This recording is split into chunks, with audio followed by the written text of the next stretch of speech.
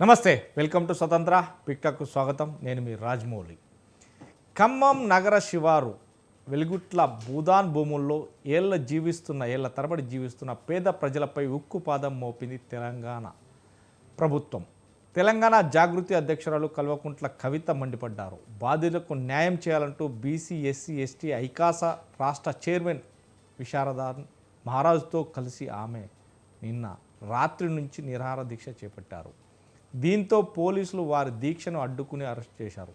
అనంతరం ఆమె హైదరాబాద్లోని జాగృతి కార్యాలయంలో దీక్షను కూడా కొనసాగిస్తున్నారు. ఇదే ఇవాటి బిగ్ టాక్లో చర్చిద్దాం. సో మనతో పాటు బిగ్ టాక్ శ్రీకాంత్ గౌడ్, తెలంగాణ జాగృతి అధికార ప్రతినిధి, అదేవిధంగా జోజిరెడ్డి గారు All India Forward Bloc convener గారు ఉన్నారు. అదేవిధంగా డాక్టర్ శివకుమార్ కాంగ్రెస్ అధికార ప్రతినిధి, మరికొద్దిసేపట్లో ఉపేందర్ బీసీ కమిషన్ మాజీ సభ్యులు, బీఆర్ఎస్ నాయకులు కూడా లైవ్లో జాయిన్ అవుతారు. ముందుగా మనం ఏదైతే శ్రీకాంత్ గౌడ్ దగ్గరికి వెళ్దాం. శ్రీకాంత్ గారు, గుడ్ ఈవినింగ్ అండి. గుడ్ ఈవినింగ్ సార్, నమస్తే. శ్రీకాంత్ గారు, ఏదైతే భూదాన్ భూములకు సంబంధించి ఏళ్ల తరబడి పట్టాలు ఇచ్చారో అప్పటి గవర్నమెంట్ పట్టాలు ఇచ్చిన అనుకూలంగానే వాళ్ళు షెడ్లు వేసుకున్నారు, కొందరు ఇల్లు కట్టుకున్నారు. కానీ అక్కడికి వాటర్ సోర్స్ కానీ కరెంటు కానీ ఇవ్వలేదు. కానీ రేషన్ కార్డులో వాళ్ళు ఉన్న పేర్ల ప్రకారమే వాళ్ళకి పట్టా భూములు కూడా ఇచ్చారు. ఈ నేపథ్యంలో భూదాన్ భూముల గత 9 సంవత్సరాలుగా కూలగొట్టలేదు, కానీ కూలగొట్టుదాం అనుకున్నారు అనేది కవిత గారు మాట్లాడారు. కానీ కూలగొట్టలేదు. కానీ ఇప్పుడు వచ్చిన కాంగ్రెస్ పార్టీ ప్రభుత్వం ఎందుకని కూలగొట్టింది? మొన్న చూసాం, ఏదైతే మంత్రి శ్రీనివాస్ రెడ్డి కూడా చెప్పారు, 15వ తారీఖు లోపలనే 15వ తారీఖు దాటకుండా అర్హులైన అందరికీ ఖచ్చితంగా డబుల్ బెడ్రూమ్ ఇండ్లు ముగ్గు పోస్తాం ఖచ్చితంగా అని చెప్తున్నారు. కానీ ఇదంతా ఒక ఎత్తు అయితే అక్కడికి బీఆర్ఎస్ నాయకులు వెళ్ళడం జరిగింది, పరామర్శించడం జరిగింది, అడగడం జరిగింది. ఇప్పుడు కల్వకుంట్ల కవిత ఏదైతే జాగృతి అధ్యక్షురాలుగా వెళ్ళి పరామర్శించడం జరిగింది, అదేవిధంగా ధర్నా చేయడం జరిగింది. ధర్నా చేస్తే పోలీసులు అరెస్ట్ చేశారు. విడుదలైన మరుక్షణమే రాత్రి అక్కడికి వెళ్ళి మళ్ళీ నిరాహార దీక్ష చేపట్టడం జరిగింది. మళ్ళీ వెళ్ళిన తర్వాత ఈరోజు హైదరాబాద్లో నిరాహార దీక్ష. అసలు ఏంటి, ఎలా చూడొచ్చు? ఏంటి అసలు ప్రభుత్వానికి నిజంగా చిత్తశుద్ధి ఉంటే కట్టాలి, ఖచ్చితంగా ఇవ్వాలి అక్కడ డబుల్ బెడ్రూమ్లో అని అంటున్నారు. కానీ కవిత అనే మాటలకు ప్రభుత్వం ముందుకొచ్చి నిజంగా డబుల్ బెడ్రూమ్లు 15వ తారీఖు లోపలనే అందరికీ ఇస్తారా? 700 మంది కుటుంబీకులకు రోడ్డున పడ్డాది, వాళ్ళని ఆదుకునే నాదులు లేడు. కానీ ఈ నేపథ్యంలో చూస్తే కనుక ఏ పార్టీ కూడా వారిని ఆదుకోవడానికి ముందుకు రావట్లేదు, ఏ పార్టీ కూడా అన్నది. కానీ All India Forward Bloc party వెళ్ళి మద్దతు కూడా తెలపడం జరిగింది. కానీ మిగతా పార్టీలు ఏదైతే కాంగ్రెస్ కావచ్చు, లేదంటే బీఆర్ఎస్ కావచ్చు, వీళ్ళు రావడం మాట్లాడడం తప్ప ఎందుకని మద్దతు తెలపట్లేదు? ఎలా చూడొచ్చు జరిగింది? ముందుగా స్వతంత్ర టీవీ సంబంధించిన ప్రేక్షకులకు, అదేవిధంగా ప్యానెల్లో ఉన్నటువంటి కో ప్యానలిస్టులకు అందరు కూడా తెలంగాణ జాగృతి పక్షాన తెలంగాణ ఉద్యమం తెలియస్తాను. ముందుగా ఈ యొక్క ప్రజాప్రభుత్వం అని చెప్పేసి చెప్పుకొని ప్రజల సంబంధించినటువంటి దాంట్లోకి అధికారంలోకి వచ్చి ప్రజల్ని ఈ రోజు భక్షించేటువంటి విధంగా ఈ కాంగ్రెస్ ప్రభుత్వము, రేవంత్ రెడ్డి సర్కారు తన విధానాలు ఉన్నాయి. ఇలా పేదలను మొత్తం హరించుదాం అనుకుంటున్నారా? లేకుంటే పేద మధ్యతరగతి కుటుంబాలను, బడుగు బలైన వర్గాలను, అణగారిన వర్గాల యొక్క నడివిరుద్దాం అనుకుంటున్నారా? ఇలా రేవంత్ రెడ్డి గారు సమాధానం చెప్పాలి. ఇలా భూదాన్ భూములకు ప్రభుత్వానికి సంబంధం ఏందన్నా? ఇలా భూదాన్ భూములు అనేటువంటిది భూదాన్ సంబంధించినటువంటి ఉద్యమం జరిగినప్పుడు ఆ రోజున వినోబాబ్ సంబంధించినటువంటి అంత గొప్ప నాయకులు ఉండి ఆ యొక్క ఉద్యమాన్ని తీసుకొని వచ్చిన తర్వాత వీటన్నిటిని కూడా భూదానికి సంబంధించినటువంటి ఒక బోర్డును ఏర్పాటు చేసేసి పేద మధ్యతరగతి కుటుంబాలు, ఎవరైతే బలైన వర్గాలు ఉన్నారో కష్టం చేసుకునేటువంటి వర్గాలకు ఈ భూములు కేటాయించారు. దాని ఒక ఉద్దేశం అది. ఈ భూములు అవార్డు ఇచ్చినప్పుడు కూడా ఎవరికైనా ఇబ్బందులు ఉంటే, లేకుంటే వాళ్ళ యొక్క విజ్ఞప్తులు ఉంటే, ఆజ్ఞాపనలు ఏమైనా ఉంటే విత్ ఇన్ ద 2 months లోపట్ల వాటిని రెక్టిఫై చేసుకోవాలని చెప్పేసి తహసీల్దార్ గారు దానికి ఒక డిక్లరేషన్ అనేటువంటి ఇస్తారు. ఆ డిక్లరేషన్ అన్ని కూడా పూర్తయిపోయి 20 ఏళ్ళు దాటిపోయినటువంటి భూములలో పక్కా గృహాలు, 100 గజాల లోపు ఉన్నటువంటి స్థలాలలో పక్కా గృహాలు నిర్మాణం చేసుకుంటే ఇలా పేదల గూడు కూర్చేటువంటి పరిస్థితులలో ఇలా రేవంత్ రెడ్డి సర్కార్ ఉన్నది. ఒకసారి ఇట్లాంటి విధానాలు తీసుకున్నప్పుడు ఒక విధానపరమైన నిర్ణయం తీసుకోవాలిగా, ప్రభుత్వానికంటే ఒక బాధ్యత ఉంటుంది కదా. ఇలా వాళ్ళని నిరాశ్రయులు చేసిళ్ళు. 750 కుటుంబాలను నిరాశ్రయాలు చేస్తే మొత్తం దాంట్లో ఉన్నటువంటి మహిళలు ఉన్నారు, గర్భిణీ స్త్రీలు ఉన్నారు, చిన్న చిన్న పిల్లలు ఉన్నారు, ఎస్ఎస్సి పరీక్షలకు ప్రిపేర్ అవుతూ రేపు మాపు పరీక్షలు నడుస్తున్న పరీక్షలు రాయాల్సిన పిల్లలు ఉన్నారు, ఇంటర్మీడియట్ చదువుకునేటువంటి పిల్లలు ఎగ్జామ్స్ అవుతున్నాయి. వాళ్ళందరినీ తీసుకొచ్చేసి అంబేద్కర్ భవన్ లో వాళ్ళకు పునరావాసం కల్పిస్తే కనీసం వైద్యం అనేటువంటి లేని పరిస్థితి, దోమలు ఒక రోజు కనీసం మహిళలకు కనీస వసతులు కూడా అక్కడ ఏర్పాటు చేయకపోవడం, సంబంధించినటువంటి ఏర్పాట్లు చేయకపోవడం, ఇవన్నీ దయనీయమైనటువంటి పరిస్థితులు మేము సంఘీభావంగా పోయిన తర్వాత అక్కడ మాకు కనిపించినాయి. ఏదైతే పరిస్థితులు మాకు తీవ్రంగా కనిపించినాయో వెంటనే మా అధ్యక్షురాలు అక్కడ నిరవధిక దీక్షకు పూనుకున్నారు. ఈ ప్రజాస్వామ్యంలో గాంధీ మార్గంలో నిరసన తెలియజేశాక కూడా ఇలా ఈ కాంగ్రెస్ పార్టీ ప్రభుత్వంలో లేదని చెప్పేసి ఇవాళ అక్కడ వందలాది సంఖ్యలో పోలీసులను తీసుకొచ్చేసి మా నిరవధిక దీక్షను కూడా ఇవాళ పొద్దున తెల్లవారుజామున భగ్నం చేసేసి మళ్ళీ హైదరాబాద్ పంపించారు కవితక్కను. ఆ నిరవధిక దీక్షను కూడా ఇలా మేము కొనసాగించుకుంటూ పోతా ఉన్నాం. ఇవాళ కొనసాగించుకుంటూ ఈ యొక్క ప్రభుత్వం మెడలు వంచైనా సరే వెలుగు మంట సంబంధించినటువంటి ప్రజలకు న్యాయం చేయాలనేటువంటి ఒక దృఢ సంకల్పంతో కవితక్క ఉన్నది. ఆ విధానాలతోనే మేము ముందు పోతున్నాం. మీకు ఇంకొక అంశం చెప్తున్నాను. ఈ సందర్భంగా ఏంటంటే ఈ 10 ఏళ్ల బీఆర్ఎస్ పాలనలో కూడా భూదాన భూముల జోలికి పోవద్దు అనేటువంటిది ఒక చట్టం ఉన్నది. భూదాన భూములు ఎవరైతే యాజమాన్య హక్కులు ఉంటాయో వాళ్ళు మాత్రమే సిద్ధం చేసుకుని బతకాలని చెప్పేసి ఒక నిబంధనలు ఉన్నాయి. కానీ 100 ఎకరాలు 1000 ఎకరాల భూదాన భూములను యాజమాన్య హక్కులను కూడా కల్పించినటువంటి చరిత్ర ఇలా బీఆర్ఎస్ పార్టీకి ఉన్నది.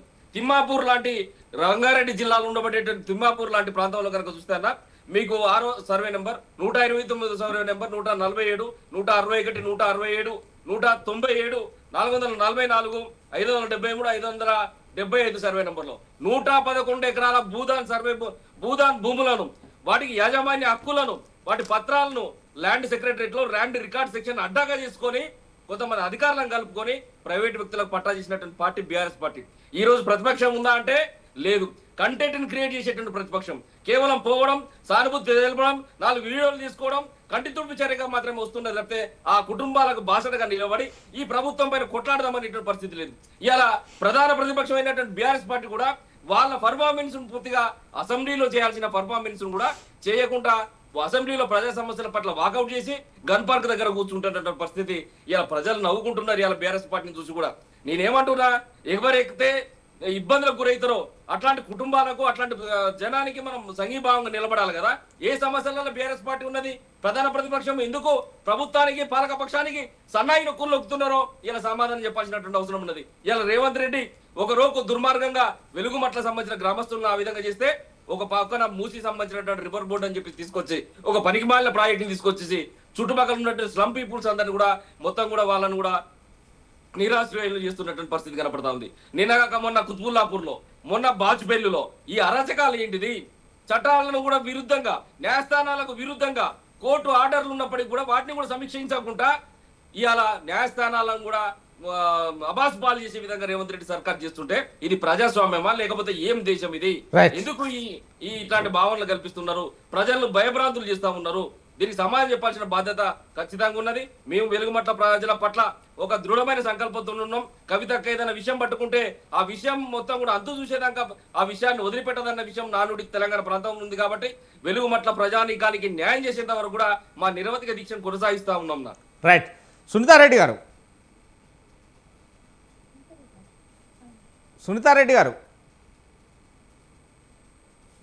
నమస్తే అండి. నమస్తే సునీతారెడ్డి గారు. నమస్తే అండి. ఏదైతే భూదాన్ భూములకు సంబంధించి పేద ప్రజలు అంటే ఎస్సీ, ఎస్టీ, బీసీ మైనార్టీలకు సంబంధించిన కొంతమంది 700 కుటుంబాలు, అంటే సుమారుగా 500 ఉన్నారు, కానీ అదంతా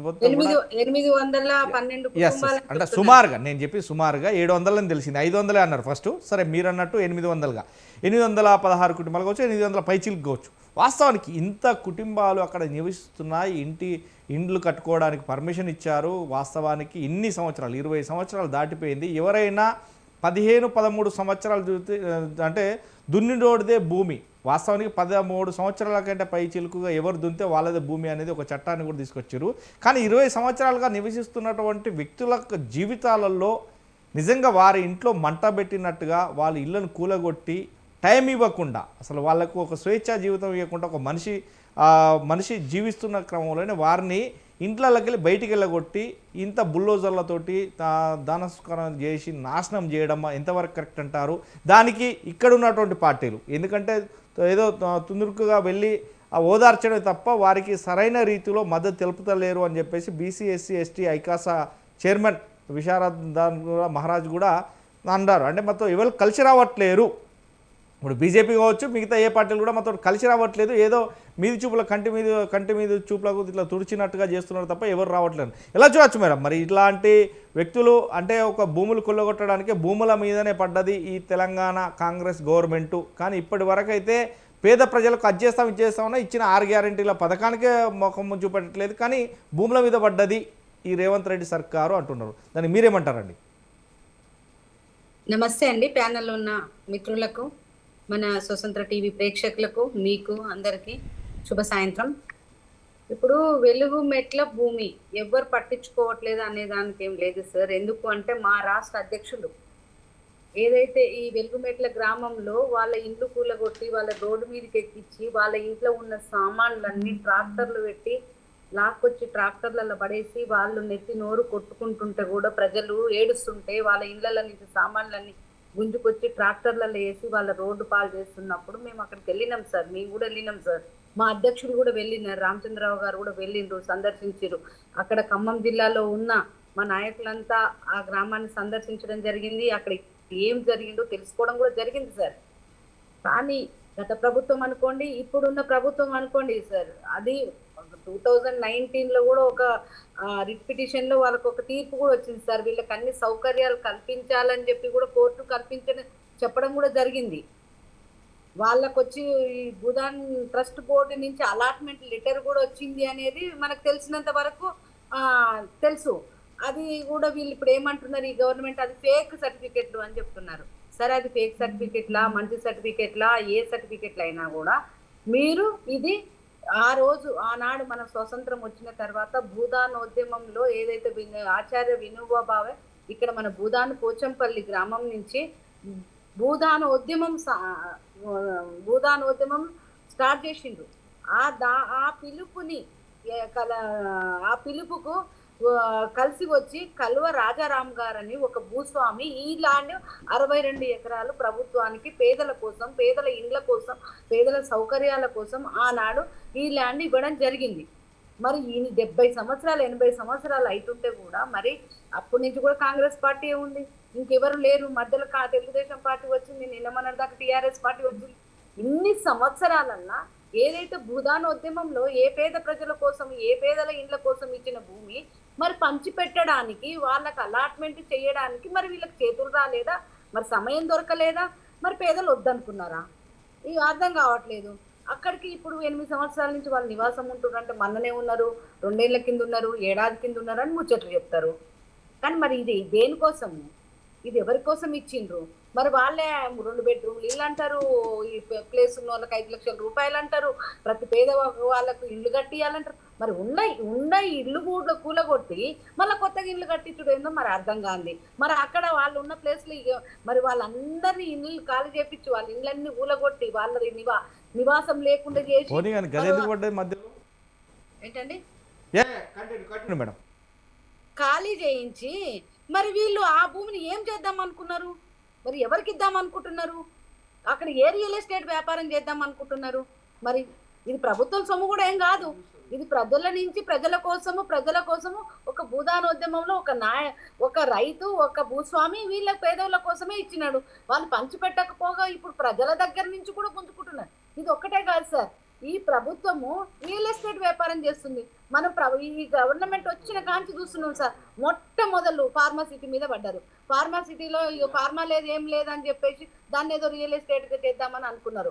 అక్కడ ఫార్మాసిటీలో ఉన్న ప్రజలంతా ఎదురు తిరిగినారు. మా రంగారెడ్డి జిల్లాలో ఎదురు తిరగంగానే ఆ ఫార్మాసిటీ ఉంటుంది ఏం పోదు. రైతులు ఏమడిగారు, మీరు ఫార్మాసిటీ పెట్టడానికి మా దగ్గర భూములు తీసుకున్నారు కాబట్టి మీరు ఫార్మాసిటీ పెట్టకపోతే మాకు ఇచ్చేసేయండి. వాళ్ళు ఎదురు తిరగంగానే లేదు ఫార్మా ఉంటుంది అది ఇదని చెప్పిండు. మళ్ళీ దాన్ని ఇప్పుడు ఫ్యూచర్ సిటీ అంటారు. ఏ సిటీ ఓ 10 పేర్లు పెడుతున్నారు దానికి. ఇంకొకటి అదేంటి మహబూబ్ నగర్, కొడంగల్ కాన్స్టిట్యున్సీలోనే లగచర్ల గ్రామానికి పోయిండ్రు. అక్కడ ల్యాండ్ తీసుకోవడానికి ట్రై చేసిరు రైతులు. అక్కడ కూడా ల్యాండ్స్ గుంజుకోవాలని చెప్పి వాళ్ళని నిర్బంధంగా వాళ్ళని హింస పెట్టి జైళ్ళ పాలు చేసి కొట్టి వాళ్ళని నానా యాతన పెట్టిండ్రు. స్వయంగా ముఖ్యమంత్రి గారి నియోజకవర్గం ఉన్నాయి. అక్కడ కూడా రైతులను ఏ విధంగా ఇబ్బంది పెట్టిండ్రో వీళ్ళ రియల్ ఎస్టేట్ వ్యాపారం కోసం చూసినాం. అది అయిపోయినాక హెచ్సియు భూముల మీద పడ్డారు. హెచ్సియు భూముల మీద ఎంత గొడవ జరిగింది, ఏం జరిగిందో మనకు అందరికి తెలిసింది. అంటే గవర్నమెంట్ ఇక్కడ కనపడుతుంది ఏంది అంటే ఏ పని చేసినా దాని ఉద్దేశం వేరే ఉద్దేశంతో చేస్తున్నారు. ప్రజలకు ఇది ప్రజాపాలన అని చెప్తున్నారు కదా, ఆ ప్రజాపాలన ప్రజల కోసం అయితే ఏమి చేయట్లేదు సార్. ఈ భూమిని ఎక్కడైనా ఒక భూమిని తీసుకోవాలా, దాన్ని రియల్ ఎస్టేట్ లో వ్యాపారం చేయాలా.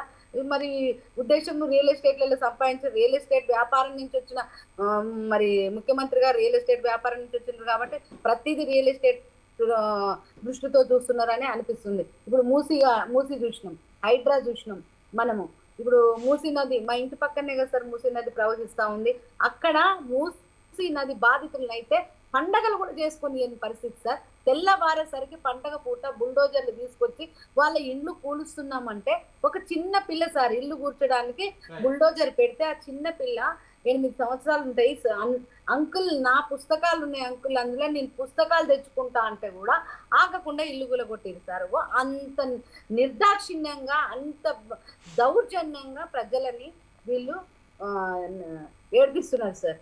ఇంకొకటి ఇంతకుముందు హైడ్రా వల్ల అక్కడ ప్రగతి నగర్ లో ఏం జరిగిందో చూసినాం. బుచ్చమ్మ అని ఒక మహిళ ఆ ఇల్లు కూలగొడుతుందని అని చెప్పేసి సూసైడ్ చేసుకొని చనిపోయినాయి. ఆ విధంగా కూడా మనం మర్చిపోలేదు. ఇంకా ఒకటేంటి సార్, ప్రతి చోట ఈ విధంగానే హిల్ట్ తీసుకొచ్చిరు. హిల్ట్ వెనుక కూడా 9,000 కోట్ల రూపాయల లావాదేవీలు ఉన్నాయని చెప్పేసి దాన్ని కూడా పెద్ద పెద్ద రియల్ ఎస్టేట్ వ్యాపారాలుగా మార్చాలని చెప్పేసి మారుస్తున్నారని చెప్పి మొన్నటి వరకు హిల్ట్ విషయంలో ప్రతి విషయంలో ఈ ప్రభుత్వము ప్రజలను దోచుకొని ప్రజలను ఏడిపించి ప్రజలను హింసించి రియల్ ఎస్టేట్ వ్యాపారం చేసి దోచుకొని వాళ్ళ పార్టీకి మూటలు పంపి ఢిల్లీకి మూటలు పంపడం తప్ప ఈ ప్రజలకు చేసింది ఏం లేదు. ఈ ప్రజలకు ఇచ్చిన ఏ వాగ్దానం కూడా ఇప్పటి వరకు నెరవేర్చిన పరిస్థితే లేదు. 2.5 సంవత్సరాలు గడిచిపోయినాయి. 2.5 సంవత్సరాలల్లా ఏదైతే వాళ్ళు 100 రోజుల వాగ్దానాలు పోయినాయి, అన్ని పోయినాయి. 800 రోజులు అయిపోయినా కూడా ఇప్పటి వరకు ఏ వాగ్దానం పూర్తి స్థాయిలో చేయలేదు. కొత్తగా ఇప్పుడు ఇంకొక కొత్త కథ తీసుకొని మన ప్రజలలోకి మళ్ళా మేము పోతున్నాం. 99 రోజులు మేము ఈ స్కీమ్ పెట్టుకున్నాం, ప్రతి ఫైల్ క్లియర్ చేస్తాం, ప్రతి ఒక్క వ్యక్తిని కలుస్తామని పోతున్నారు. మరి అన్నలకు ఎదురుపడుతున్న మరి ప్రజలు అడగట్లేదా, మరి వీళ్ళు డ్రామాలు ఆడుతున్నారా? నాకు అర్థం కావట్లేదు. 100 రోజులు పోయినా ఏమి ఇయ్యలేదు, 99 రోజులలో ఇప్పుడు ఏం చేస్తామని పోతున్నారో అర్థం కావట్లేదు. మరి ప్రజలు వీళ్ళు మహిళలకు ఇస్తానని 2500 అడుగుతలేరా? మరి తులం బంగారం అడుగుతలేరా? ఉద్యోగాలు అడుగుతలేరా? మరి ఎవరు ఏం అడుగుతలేరా వీళ్ళని? ఏది చేసినారని ఎందుకు ఈ ప్రజలను ఏడిపించుకుంటున్నారు? మేము ఇందిరమ్మ ఇల్లు కట్టి వాళ్ళకు ఇచ్చి వాళ్ళని సంతోష పెట్టడమే కాకుండా అది ఏం లేదు, ఉన్న ఇండ్లు కూలగొట్టి వాళ్ళ ఏడుపుకు కారణమవుతున్నారు. వాళ్ళు మట్టి దుమ్ము పోస్తున్నారు వీళ్ళ మీద. ఒక మహిళ అయితే ఇల్లు కట్టుకొని నెల రోజులు కూడా కాలే గృహప్రవేశం చేసి ఇంట్లో ఉన్న సామాన్లన్నీ ట్రాక్టర్లు వేస్తే హృదయ విదారకంగా ఏడుస్తుంది సార్. మొన్న మేము పోతే అసలు పోయి ఇంట్లో అసలు అడుగు తిరిగి ఆమె జ్ఞాపకాలు వాళ్ళు కట్టుకున్న అది వాళ్ళకు ఎంత జ్ఞాపకంగా ఉంటుంది సార్. ఒక ఇల్లు అంటే ఒక జీవిత కాలంలో వాళ్ళు ఒక ఇల్లు కట్టుకోవాలంటే ఎన్నో కష్టాలు పడి ఇల్లు కట్టుకుంటారు సార్. ఇల్లుతోటి ఒక మనిషికి ఒక జ్ఞాపకం, ఒక మెమరీ ఇవన్నీ ఉంటాయి. సునీతారెడ్డి గారు ఆమె ఏడుస్తున్న ఏడుపును చూస్తే సార్ ఖచ్చితంగా ఈ ప్రభుత్వానికి మరి కళ్ళు లేవో మనసు లేదో ఏం లేదో కానీ ప్రజలను అయితే ఏడిపించుక తింటున్నారు సార్. సో కళ్ళున్నాయి, మనసుంది, అన్ని ఉన్నాయి, కానీ చేయాలనుకున్నది ఖచ్చితంగా చేస్తున్నారని చెప్తున్నారు. రైట్ సునీతారెడ్డి గారు, మళ్ళీ మీ దగ్గర మళ్ళీ మీ దగ్గర చేయదలుచుకున్నదే చేస్తున్నారు అంటున్నారు. ఒకటే నిమిషం సార్, కళ్ళు ఉన్నాయి అన్నారు కదా సార్. మీరు నేను ఒక్క మాట అడుగుతున్నా, గత ప్రభుత్వంలో ఇప్పుడు నేను 2000 నుంచి రాజకీయాలు పరిశీలిస్తున్నా సార్. తుమ్మల నాగేశ్వరరావు ఆ రాష్ట్ర మంత్రి. ఒక్క నిమిషం సార్, ఆయన తెలుగుదేశంలో మంత్రి ఆయనే ఉన్నాడు, మన కాంగ్రెస్ పార్టీలో మంత్రి ఆయనే ఉన్నాడు, టిఆర్ఎస్ గవర్నమెంట్ లో ఆయనే మంత్రి ఉన్నాడు. ఇంకా పొంగులేటి శ్రీనివాసరెడ్డి గారు ఆయన కాంగ్రెస్ పార్టీలో ఆయనే ఎంపీగా ఉన్నారు. అందుకే కదా మేడం నేను చెప్పి నేను చెప్పింది అదే కదా. కళ్ళున్నాయి మనసుంది కళ్ళున్నాయి మనుషులో కాబట్టి మారుతున్నారు. కానీ ఒక్క నిమిషం, వాళ్ళకు ఓట్లు అడిగేటప్పుడు మీకు రోడ్లు వేస్తాం, మీకు కరెంట్ ఇస్తాం, మీకు అన్ని ఉచితాలు ఇస్తాం. రైట్ ఉపేందర్ గారు, ఇన్ని చేసినారు. ఇవాళ ఎందుకు సార్ ఆ వాగ్దానాలు తప్పించి వాళ్ళని రోడ్ల మీద పంపించి Right. వాళ్ళ ఏడుపుల కారణాలు అవుతున్నారు చెప్పండి. రైట్ రైట్ రైట్ నేను మళ్ళీ మీ దగ్గరకు వస్తాను సునీతారెడ్డి గారు. ఉపేందర్ గారు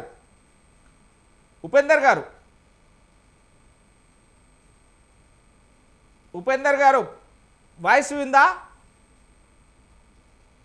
మీట్ తీసేయండి, మీట్లో ఉన్నట్టున్నారు. ఉపేందర్ గారు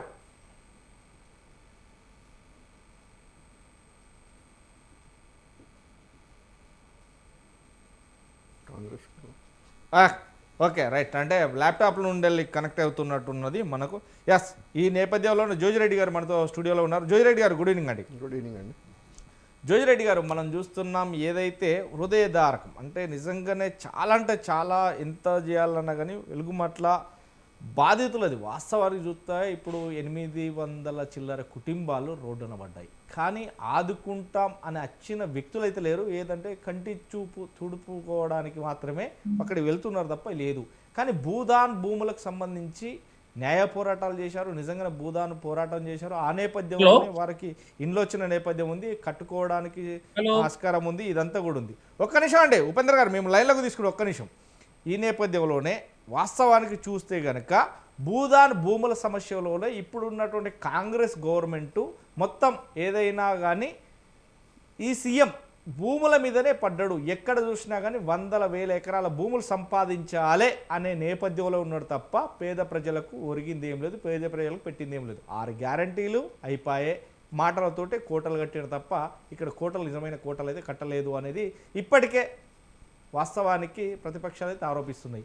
కానీ ఈ నేపథ్యంలోనే ఇటు చూస్తే మంత్రి శ్రీనివాసరెడ్డి కూడా, పొంగులేటి శ్రీనివాసరెడ్డి కూడా చెప్పిండు 15వ తారీఖు దాటకుండానే ఖచ్చితంగా ప్రతి ఒక్కరికి అర్హులైన ప్రతి ఒక్కరికి కూడా డబుల్ బెడ్రూమ్ ఇల్లు కట్టిస్తాం అక్కడే ఖచ్చితంగా అని చెప్పడం జరిగింది. డబుల్ బెడ్రూమ్ ఇల్లు 15వ తారీఖు అంటే రేపు లేదు ఎల్లుండి 15వ తారీఖు వస్తున్నాయి, 4 రోజులు అయితే 15వ తారీఖు. కానీ అక్కడ నిజంగా పేదవారిని గుర్తించి, అంటే ఉన్న వాళ్ళను తీస్తే తప్పులేదు కానీ పేదవారిని తీస్తే తప్పే. కానీ 20-25 సంవత్సరాల నుంచి ఎప్పటి నుండో ఇల్లు కట్టుకొని ఉంటున్న వ్యక్తులను తీయడం, అలా అన్యాయంగా కుల్లగొట్టడం ఇది కరెక్ట్ కాదు అంటూ బీసీ ఎస్సీ ఎస్టీ ఐకాసా రాష్ట్ర చైర్మన్ విశారదాస్ మహారాజు కూడా మాట్లాడారు నిన్న. కానీ ఏ ప్రభుత్వం వచ్చినా కానీ ప్రతిపక్షాలు పోరాడాలి, కానీ ఇక్కడ ప్రతిపక్షం అనేది లేకుండా మాతో కనీసానికి మద్దతు తెలపకుండా ఉన్నాయి అనేది మాట్లాడుతున్నారు. ఎలా చూడొచ్చు? ప్యానెల్లో ఉన్నవారికి, అదేవిధంగా స్వతంత్ర టీవీ వీక్షకులకు అందరికీ కూడా నమస్కారం.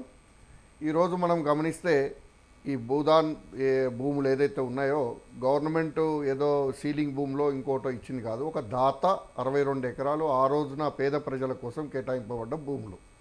ఆ రోజు రైతులకు కావచ్చు, అదేవిధంగా ఇల్లు కట్టుకోవడానికి కావచ్చు ఇచ్చిన భూమి. గవర్నమెంట్ ఏదో కొనిచ్చి ఎస్సీ కార్పొరేషన్ ద్వారానో ఇంకో ద్వారానో కొనిచ్చిన భూములు అయితే కాదు, గవర్నమెంట్ మళ్ళీ తీసుకోవడానికి. ఈరోజు తెలంగాణలో రేవంత్ రెడ్డి గారు వచ్చిన తర్వాత, కాంగ్రెస్ ముఖ్యమంత్రి అయిన తర్వాత అసలు ఏం జరుగుతుంది అనేది ఎవరికి అర్థం కాని పరిస్థితుల్లో ఉంది. మనము ఒక్కసారి ఆలోచించినప్పుడు ఏ ప్రభుత్వంలో ఉన్నా కూడా, ఇలా మీరు గమనిస్తే ఇంతకుముందు మేడం గారు చెప్పినట్టు, అదేవిధంగా శ్రీనివాస్ గౌడ్ గారు చెప్పినట్టు గమనించినప్పుడు ఇదే మంత్రులు అన్ని పార్టీలలో వస్తూ ఉన్నారు. అదే ఖమ్మం జిల్లా నుంచి ఎంపీలుగా గెలిచారు. తర్వాత అదేవిధంగా తుమ్మల నాగేశ్వరరావు గారు అయితే మంత్రిగా పనిచేశారు, తెలుగుదేశంలో చేశారు, కాంగ్రెస్లో చేస్తున్నారు, బీఆర్ఎస్లో చేశారు. ఈ విధంగా చూసుకున్నప్పుడు అప్పుడు ఆ ప్రజలు లేరు అక్కడ. ఆ సిచ్యువేషన్లో ఉండి కూడా వాళ్ళని కదిలించినప్పుడు రేవంత్ రెడ్డి గారు వచ్చిన తర్వాత, ఇంతకుముందు వాళ్ళు ఏదో ఇవాళ ఈ 1 ఇయర్ నుంచో 2 ఇయర్స్ నుంచో ఆక్యుపై చేసి గుడిసెలు వేసుకొని కట్టిందన్న పాపని ఎక్కడ పోలే. కానీ ఇవాళ దానికి హౌస్ నెంబర్స్ వచ్చినాయి, కరెంట్ వచ్చింది, వాళ్ళు అక్కడ నివాసం ఏర్పాటు చేసుకొని కొత్త అప్పులు తీసుకొని లోన్లు బ్యాంకులలో లోన్స్ తీసుకొని కూడా ఇల్లులు కట్టుకోవడం జరిగింది. వాళ్ళ కళలు నెరవేర్చుకోవడం కోసం, వాళ్ళ పిల్లల కోసం, భవిష్యత్తు కోసం చేయడం జరిగింది. కానీ ఇలా రేవంత్ రెడ్డి గారు ఎక్కడ చూసినా ఈ భూముల మీద పడడానికి ఆయన మైండ్ సెట్లో ఏముంది? ఇలా మనం ఒకటి గమనించాలా, ప్రపంచంలో నేనే అధిపతిని, నేనే మొత్తం ఏలాలి, నేనే మొత్తం ఆక్యుపై చేసుకోవాలని ట్రంప్ ఏ విధంగా అయితే సెకండ్ టైం ప్రెసిడెంట్ అయిన తర్వాత చేస్తున్నాడో, ఇవాళ రేవంత్ రెడ్డి గారు ఇన్ని సంవత్సరాలు కాంగ్రెస్ ప్రభుత్వ పాలన ఉన్నది, అక్కడ రాహుల్ గాంధీ గారు ఉన్నారు, ఇక్కడ రేవంత్ రెడ్డి గారి పాలనలో భూముల మీద ఎందుకు పడుతున్నాడు? అసలు ఉద్దేశం ఏంటి? భూమి పెరగట్లేదు, ప్రజలు మాత్రం పెరుగుతూ పోతున్నారు. వాళ్ళకి కావాల్సిన వసతులు ఏర్పాటు చేయాల్సిన బాధ్యత ప్రభుత్వానికి. కానీ ఇలా ఉన్న దాంట్లోనే ఇలా గమనిస్తే మీరు బీఆర్ఎస్లో కూడా, బీఆర్ఎస్ ఉన్నప్పుడు కూడా ఇదే తుమ్మల నాగేశ్వరరావు గారు మంత్రిగా ఉన్నారు, కేటీఆర్ గారు అసెంబ్లీలో మాట్లాడుతూ ఒక మాట చెప్పుకుంటూ పోయినరు. ఏమని, వాళ్ళు కరెంటు బిల్లు కట్టినంత మాత్రాన లేకపోతే హౌస్ ట్యాక్స్ కట్టినంత మాత్రాన వాళ్ళ అయితే ఆ జాగలు భూములు ఇల్లులు అవుతాయా, గవర్నమెంట్ భూములు, దాన్ని మనం ఏ విధంగా అయినా కూడా ఇది చేయాలా అది చేయాలని చెప్పేసి మాట్లాడారు. మళ్ళీ మొన్న పోయినప్పుడు ఏం మాట్లాడుతున్నారు, అవి పేదల ఈ భూములు పేదల ఇల్లులు కూలగొట్టడానికి కాంగ్రెస్ ఎవరు, వాళ్ళంతా చూస్తాం, అసెంబ్లీలో ప్రశ్నిస్తాం అని చెప్పేసి మళ్ళీ మాట్లాడుకుంటూ పోతున్నారు. ఇవన్నీ కూడా నేనేమంటున్నా అంటే ఐఏఎస్ ఐపీఎస్ వీళ్ళు చదువుకున్న ఆఫీసర్లు ఎవరైతే ఉన్నారో వాళ్ళు ఒక 30-35 సంవత్సరాలు ప్రభుత్వంలో పనిచేయడానికి, ప్రజల కోసం పబ్లిక్ సర్వీస్ చేయడానికి ఎన్నుకోబడ్డ వాళ్ళు. ఇవాళ నాయకులు అనేవాళ్ళు ముఖ్యమంత్రి కావచ్చు, ప్రధానమంత్రి కావచ్చు, ఏ నాయకుడు కావచ్చు, 5 సంవత్సరాలు ఎన్నుకోబడ్డ వాళ్ళు. వీళ్ళు ఏం చేస్తున్నారు, ఫస్ట్ వీళ్ళ పని ఏంటి? నాయకులు తీర్మానాలు చేస్తారు, కానీ యాజ్ ఎ రూల్గా వాళ్ళకి ఇవ్వాల్సిన ఫెసిలిటీస్ ఇవ్వగలుగుతున్నారా లేదా అనేది సెక్రటరీల వ్యవస్థ కానించాలి, ఐఏఎస్ ఆఫీసర్లు, రెవెన్యూ డిపార్ట్మెంట్స్ ఇవన్నీ చెక్ చేయాల్సిన బాధ్యత ఉన్నది. కానీ వీళ్ళు చెప్పినట్టుగా ఈ నాయకులు ఎవరైతే ఏదైతే ప్రభుత్వంలో ఉంటున్నారో ఆ నాయకులు చెప్పినట్టుగా వాళ్ళ కోసం సేవ చేయడానికి వాళ్ళ కోసమే పనిచేస్తున్నారని చెప్పక తప్పదు ఇక్కడ. ఎందుకంటే ప్రతి తెలియదా వాళ్ళకి రూల్ పొజిషన్ తెలియదా? ఇంతకుముందు 3 సంవత్సరాలు ట్యాక్స్ కట్టి 3 సంవత్సరాలు కరెంటు బిల్లు వచ్చి కరెంట్ ఇచ్చేటప్పుడు తెలియదా? ట్యాక్స్ తీసుకునేటప్పుడు తెలియదా? గవర్నమెంట్కి లాభాలు వస్తే మాత్రమే తీసుకొని మిగతా తెచ్చేస్తారా? ఐఏఎస్ ఆఫీసర్లు ఎందుకు రెస్పాన్సిబిలిటీ తీసుకోవట్లేదు? వాళ్ళ అసోసియేషన్ ప్రజలకు ఏం సమాధానం చెప్పదలుచుకుంది? ఫస్ట్ అది చెప్పాలి. ఎందుకంటే ఇక్కడ ఐఏఎస్ ఆఫీసర్స్ అనే వాళ్ళు పర్మనెంట్గా ఉండేవాళ్ళు 30-35 సంవత్సరాలు ఉంటారు. ప్రతి కూడా రికార్డు చదువుతాడు. ఏ నాయకుడు కూడా ప్రతిదీ రాజ్యాంగాన్ని చదివైతే ముందుకు రాడు, ఏదో వాళ్ళ పిఏలో ఓఎస్డీలో చెప్పిన దాన్ని బట్టే ముందుకు వస్తారు. వీళ్ళ డ్యూటీస్ ఏంటి అసలు? పేద ప్రజలకు అన్యాయం జరుగుతుంటే దగ్గరుండి చేపాల్సిన వాళ్ళు ఎందుకు చేపిస్తున్నారు అనేది కూడా మేము ప్రశ్నిస్తున్నాం. ఇవాళ కవిత గారు కానీ మహారాజ్ గారు కానీ పోయినాయి, అన్ని పార్టీలు పోయినాయి. మేము కూడా అక్కడికి మా వాళ్ళని కూడా పంపించాం, మా వాళ్ళు కూడా అక్కడ తెలుసుకున్నారు. All India Forward Bloc party నుంచి కూడా పోవడం జరిగింది. కానీ ఎవరం పోయినా కూడా వాళ్ళ కన్నీరును తుడిచే పరిస్థితిలో ఎవరు లేరు. ఇలా ప్రభుత్వం ఇంద్రమ్మ ఇల్లులు కట్టిస్తామంటారు, కూలగొట్టిన వాటి పరిస్థితి ఏంటి? ఇవాళ ఇంద్రమ్మ ఇల్లులు అని మళ్ళీ మాట్లాడుకుంటూ వస్తున్నారు. మీరు ఏమైనా మీ పార్టీ వాళ్ళ నాయకులయో బతికినోళ్ళయో సచ్చినోళ్ళయో పేర్లు పెట్టుకుంటూ వాళ్ళ మెప్పు పొందడం కోసం చేస్తున్నారు తప్ప ఇంకొకటి లేదు. ఇవాళ మీరు తెలంగాణ వచ్చిన తర్వాత కేసీఆర్ గారు డబుల్ బెడ్రూమ్లు అని చెప్పేసి లక్షల ఇల్లులు కట్టడానికి ఒక స్కీమ్ తయారు చేసేసి పెద్ద ఫ్లాట్స్ అపార్ట్మెంట్లు కట్టడం జరిగింది.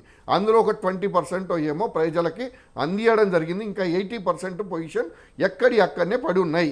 దాంట్లో 90% కంప్లీటెడ్ ఉన్నాయి, 50% కంప్లీటెడ్ ఉన్నాయి, 95% కంప్లీటెడ్ ఉన్నాయి. అవన్నీ పక్కకు పెట్టి ప్రభుత్వం మారిన తర్వాత ఇవాళ మళ్ళీ ఇంద్రమ్మ ఇల్లుల పేరు మీద వాళ్ళకి మళ్ళీ అదే పేద ప్రజల్ని మోసం చేసుకుంటూ కాంగ్రెస్ ప్రభుత్వం ఏం చేస్తున్నది?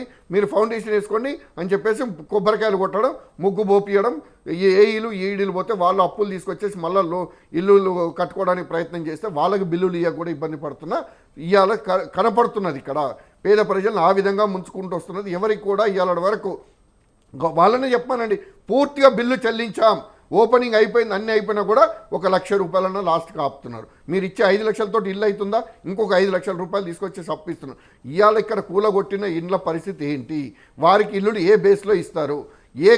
ఇవాళ నేను ఒకటే డిమాండ్ చేస్తున్నా, కాంగ్రెస్ రాష్ట్ర ప్రభుత్వాన్ని కాదు, రాష్ట్ర నాయకులను కాదు, రాహుల్ గాంధీ గారు నిజంగా ప్రధాని కావాలని చెప్పేసి రేవంత్ రెడ్డి గారు బాగా కోరుకుంటున్నారు కదా, ఈ పేద ప్రజలకు ఏం సమాధానం చెప్తారు?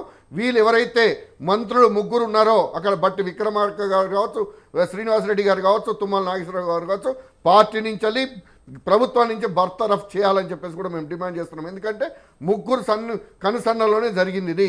పేద ప్రజలు కొన్ని సంవత్సరాల నుంచి కరెంట్ బిల్లులు, హౌస్ ట్యాక్సులు కట్టుకుంటూ అక్కడ ఉన్న పేద ప్రజల్ని రోడ్డు మీద పడేసిన పాపం ఒట్టిగా పోదు. ఇవాళ రేవంత్ రెడ్డి గారు ప్రతి దగ్గర కూడా భూములు ఏం కట్టుకపోతారండి? ఎక్కడ సంపాదించి కట్టుకపోతారు? పోయినాడు అదే 6 అడుగుల జాగ కోసం వెతుక్కోవాలా? ఎందుకు ఈ విధంగా చేస్తున్నారు? కొన్ని వందల ఎకరాలు ప్రభుత్వం భూములు ప్రజల నుంచి తీసుకొని ఫ్యాక్టరీలకు ఇస్తున్నారు, ఇండస్ట్రీస్ వస్తున్నాయి, ఉద్యోగాలు ఇస్తామని చెప్పేసి. వారికి 10 ఎకరాల ఇండస్ట్రీ అయితే 100 ఎకరాలు అలాట్మెంట్ ఇస్తున్నారు తక్కువ రేట్లో. వాళ్ళు ఉద్యోగాలు చేసింది లేదు, ఫ్యాక్టరీలు పెట్టింది లేదు. ఆ 100 ఎకరాలు తీసుకుపోయి బ్యాంకులలో పెట్టుకొని 1000 కోట్ల రూపాయలు లోన్లు తీసుకున్న పరిస్థితి మనం గమనించవచ్చు. ఆ విధంగా చూసినప్పుడు కొన్ని 100 ఎకరాలు ఉంది. ఇవాళ పేద ప్రజలకు ఏం చేస్తున్నారు? మేము డిమాండ్ చేస్తున్నాం. మేము ఇవాళ సంఘీభావం తెలపడం, కవిత గారికి కూడా సంఘీభావం చెప్పినాం.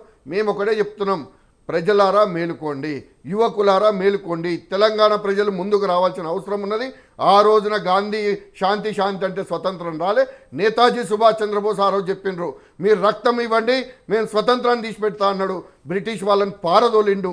అదే బేస్లో ఇవాళ మేము అందరినీ కూడా ప్రజలందరినీ తెలంగాణ ప్రజల్ని కోరుకుంటున్నాం, మీరందరు రండి, మనం ముందుందాం. మా పార్టీ కూడా మీకు సహకరిస్తుంది. అదేవిధంగా మాతో పాటు ఉన్న జాగృతి ఉద్యమకారులు కావచ్చు, పేద బడుగు బలహీన వర్గాలు కావచ్చు, తెలంగాణ ప్రజలందరూ కూడా ముందుకు వచ్చినట్టయితే కొట్లాడదామని చెప్పేసి కూడా మేము చెప్తున్నాం. కాంగ్రెస్ ప్రభుత్వానికి ఈసారి అక్కడ జగన్ గారికి 11 సీట్లను వచ్చినాయి, కానీ వీళ్ళకి 5 సీట్లు 6 సీట్లు కూడా రాని పరిస్థితి వాళ్ళే తెచ్చుకుంటున్నారు. ఇవాళ ఈ అవకాశంతో ఈ ఖమ్మంలో ఏదైతే జరిగిందో ఈ దీంతో రాహుల్ గాంధీకి కూడా టోటల్ మైనస్, కాంగ్రెస్ ప్రభుత్వానికి కాంగ్రెస్ పార్టీకి కూడా మైనస్ ఏర్పడుతున్నది. తెలంగాణ వల్ల ఉన్న 2-3 రాష్ట్రాలలో కూడా కర్ణాటకలో కావచ్చు, ఎక్కడ కావచ్చు మైనస్ ఏర్పడుతున్నది. ఎందుకంటే ఇచ్చిన హామీలు ఎట్లాగో నెరవేర్చలేరు. ఎందుకంటే బడ్జెట్ లేదని చెప్పుకుంటున్నారు, 6 గ్యారెంటీ లేదు, పెళ్లిళ్ళు జరుగుతున్నాయి, తులం బంగారం లేదు, ఏది లేదు, ఒక ఉచిత బస్సు అని పెట్టుకొని కూర్చున్నారు. అంతకు తప్పితే ఇలా యూరియా దొరకట్లేదు, రైతు బంధు లేదు, నీళ్లు లేవు, కరెంటు ఉండట్లేదు, ఇవన్నీ సమస్యలే ప్రజలకి. ఆయన ఏది పట్టించుకోకుండా కేవలం భూములు తప్ప ఇంకోటి లేదు. బీజేపీ ప్రభుత్వం కూడా జిఎస్టీ పేరు మీద ప్రజల నుంచి ట్యాక్సులు వసూలు చేస్తున్నది. వాళ్ళు కూడా నోరు ఎత్తకుండా కూర్చుంటున్నారు. ఎలక్షన్స్ వస్తే మాత్రం మేము ఇది చేస్తాం అది చేస్తామంటారు. ఏ ఒక్కరిపైన ఈ 2.5 సంవత్సరాలలో ఇంత కుంభకోణాలు జరిగి తెలంగాణ ప్రజలు నష్టపోతే ఎక్కడైనా చర్యలు చేపట్టినరా? ఇటు కాంగ్రెస్ ప్రభుత్వం కానీ అక్కడ బీజేపీ ప్రభుత్వం కానీ. పేద ప్రజల గురించి ఆలోచించమంటున్నాం. ప్రజలు కూడా డబ్బుల కమ్ముడు పోయి ఓట్లు వేసి ఇవాళ ఈ ప్రజల్ని ఓట్లు చూడండి. ఇక్కడ ఖమ్మంలో ఎగ్జాంపుల్ తీసుకుంటే శ్రీనివాసరెడ్డి గారు ఎంపీగా పనిచేసినారు, తుమ్మల నాగేశ్వరరావు గారు బీఆర్ఎస్లో తెలుగుదేశంలో కాంగ్రెస్లో పనిచేస్తున్నారు, బట్టి విక్రమ్ గారు కాంగ్రెస్లో ఉన్నారు. వాళ్ళకి ఎందుకు బుద్ధి చెప్పట్లేదు? వాళ్ళకి ఇలా ఓటే మనకు ఆయుధం వేరే అక్కర్లేదండి. ఇలా మావోయిస్ట్ నాయకులు తుపాకులు బట్టి కూడా లాస్ట్కు లొంగిపోతే మేము కూడా వాళ్ళని కూడా రిక్వెస్ట్ చేసినాం.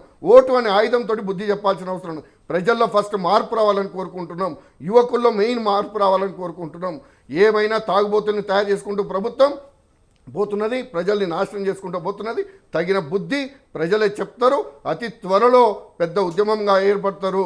అక్కడ ఏదైతే వేరే స్టేట్లలో కావచ్చు, వేరే దేశాలలో కావచ్చు, యువకులు ఎట్లా రెచ్చిపోయి రోడ్ల మీదకి వచ్చిండ్రో ఆ పరిస్థితి తెలంగాణతో అయితే స్టార్ట్ అయ్యే పరిస్థితి వస్తున్నది. పేద ప్రజలందరూ కూడా రోడ్లు ఎక్కితే మాత్రం తరిమి కొట్టే పరిస్థితి ఉంటుంది. వాళ్ళకి మద్దతుగా మా ఆల్ ఇండియా ఫార్వర్డ్ బ్లాక్ ఉందని చెప్పి తెలుపుతున్నాం. రైట్. ఎస్ ఉపేందర్ గారు మీట్లో ఉన్నట్టున్నారు.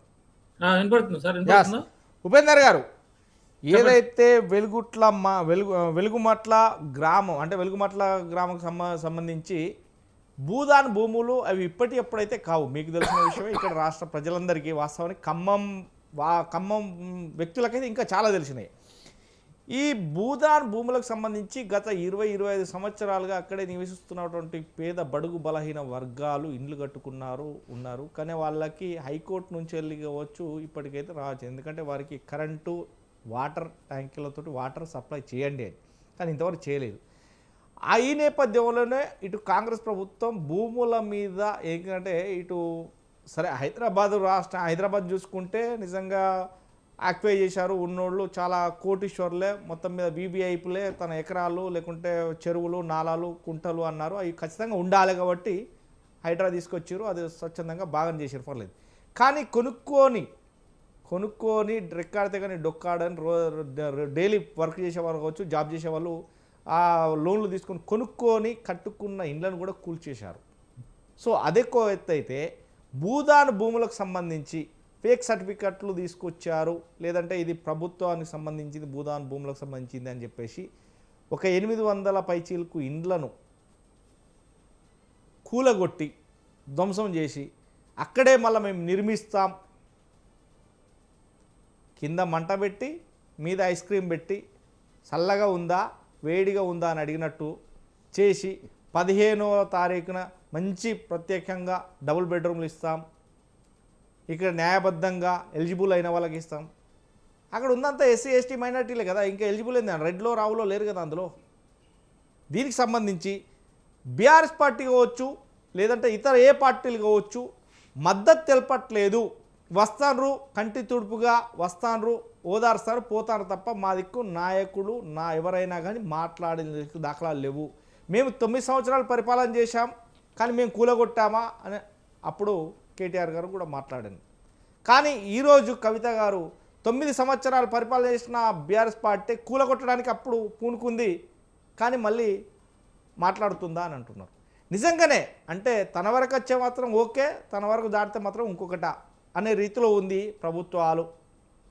అసలేంటి పరిస్థితి, ఎలా చూడొచ్చు? నిజంగానే నష్టపోయిన వారికి చేయుతోనిచ్చి ఆదుకునే భరోసా కల్పించగలుగుతున్నారా ప్రతిపక్షంలో హోదాలో ఉండి, లేదంటే తూతూ మంత్రంగా వెళ్ళి ఏదో ఫోటోలో పోజులు చేయడం, మీడియాలో మాత్రమే ఉండడానికే చేస్తున్నారా? ఎలా చూడొచ్చండి? ముందుగా ప్యానెల్లో ఉన్న పెద్దలకి, మన స్వతంత్ర ఛానల్ ప్రేక్షకులందరికీ కూడా నమస్కారాలు తెలియజేస్తున్నామండి. అయితే మనం గమనించాల్సిన అంశం ఏంటంటే, ఇప్పుడు ఫండమెంటల్ రైట్స్ ఉంటాయి మనకి భారత రాజ్యాంగంలో.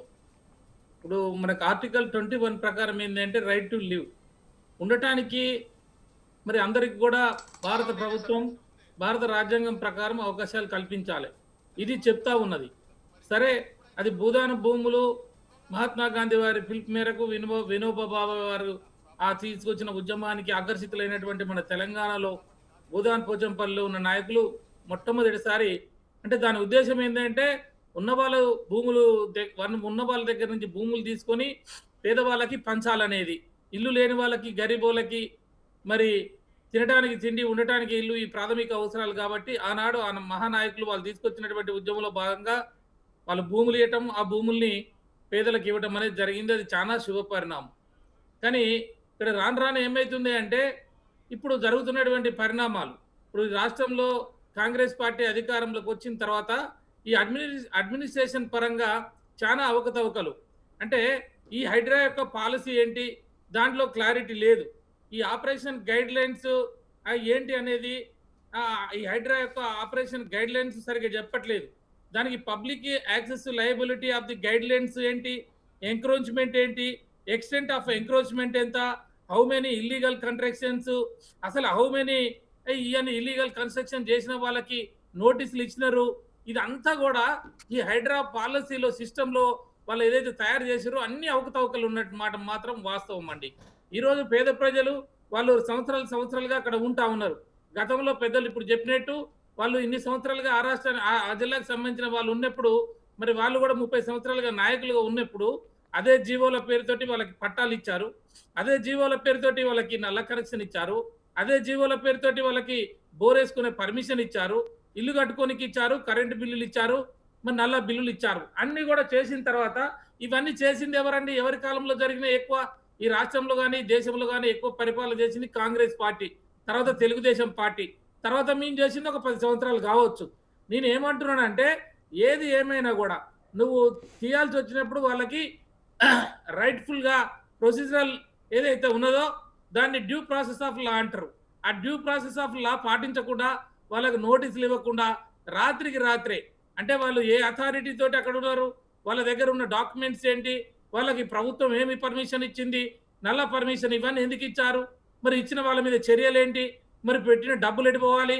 అసలే పేదవాళ్ళు 10ో 15కో కాయ కష్టం చేసుకొని సంపాదించుకొని ఏదో తక్కువ రేట్లకు వస్తాయని చెప్పేసి మరి వాళ్ళు అమ్మితే వీళ్ళు కొనుక్కోవడం. అడగొచ్చా? చెప్పండి సార్. ఇప్పుడు కేటీఆర్ గారు చెప్తున్నారు, వాటర్ కనెక్షన్ ఏంటని తిరుగుతారు. మరి ఎప్పుడైతే మనం వారికి హౌస్ నెంబర్ ఇస్తాము, ఇవ్వగానే వెంటనే వారికి చట్టబద్ధత వచ్చే విధంగా మళ్ళీ కోర్టుకి వెళ్ళి మున్సిపాలిటీకి నేను ప్రాపర్టీ ట్యాక్స్ పెడుతున్నా, HMWS కి నేను వాటర్ ట్యాక్స్ పెడుతున్నా, అదేందో మాకు వినపడట్లేదు సార్. కరెక్ట్ రైట్ కోసం కొట్లాడతారు అధ్యక్ష. ఇది కట్టినంత మాత్రాన నీ ప్రాపర్టీ నీకు వచ్చినట్టు కాదు, నీకు దఖలు పడదు అని చెప్పి స్పష్టంగా రిఫార్మ్ కూడా తీసుకొని వచ్చాము అధ్యక్ష. ఇవన్నీ కూడా గవర్నమెంటే పర్మిషన్ ఇచ్చింది, గవర్నమెంట్ కి ట్యాక్సులు కడుతున్నాము, గవర్నమెంట్ కి. ఉపేందర్ గారు, ఏదైతే ప్రభుత్వంలో ఉండంగా ఒక మాట, ప్రతిపక్షంలో ఉండే ఒక మాట మాట్లాడుతున్నారు కేటీఆర్ గారు. అప్పుడు కూడా గవర్నమెంట్ భూములలో షెడ్లు వేసుకొని కావచ్చు, ఇండ్లు కట్టుకొని కావచ్చు, కరెంటు బిల్లు కడుతున్నాం, నల్లా బిల్లు కడుతున్నాం, లేకుంటే ట్యాక్స్ కడుతున్నాం, హౌస్ ట్యాక్స్ కడుతున్నాం, ఇవన్నీ కట్టినా కానీ ల్యాండ్ మీది కాదు, ఇల్లు మీది కాదు అనేది అప్పుడు మాట్లాడిన మాట అధికారంలో ఉండగా స్వయంగా అసెంబ్లీలో.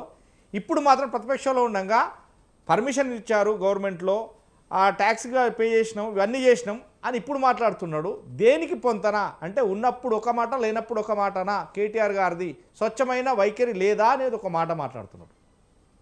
అంటే నేను ఏమంటున్నానంటే సార్, ఇప్పుడు ఇవన్నీ కూడా ఇప్పుడు మనకి హైకోర్టులు ఉన్నాయి.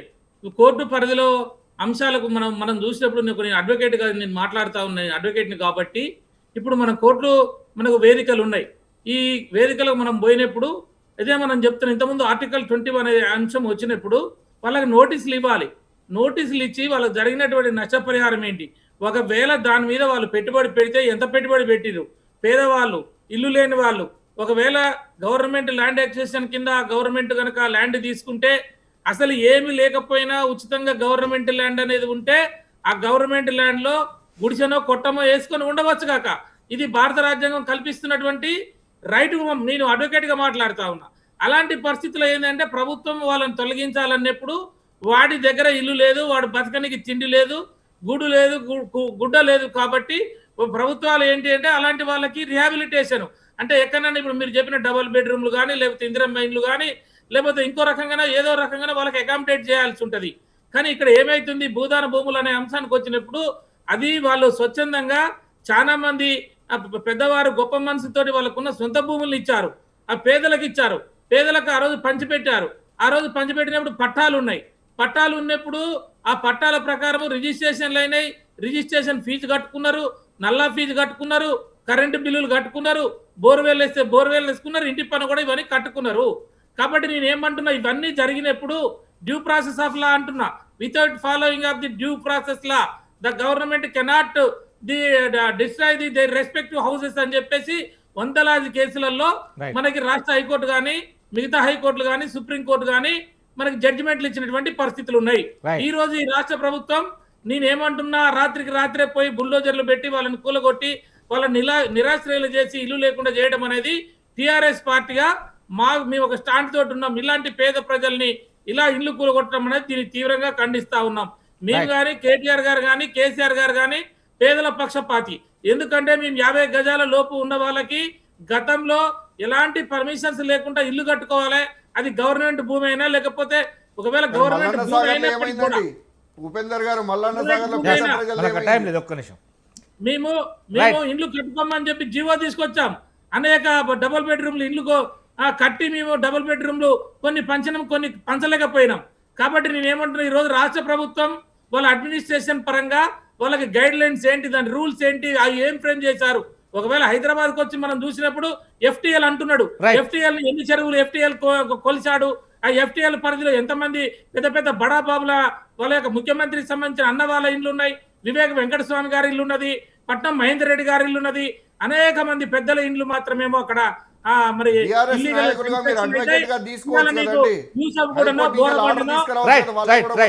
రైట్. ఉపేందర్ రెడ్డి గారు, నేను మళ్ళీ మీ దగ్గరకు వస్తాను. ఎస్, డాక్టర్ శివకుమార్ గారు మనతో ఉన్నారు. శివకుమార్ గారు నమస్తే అండి. రాజమౌళి గారు నమస్తే.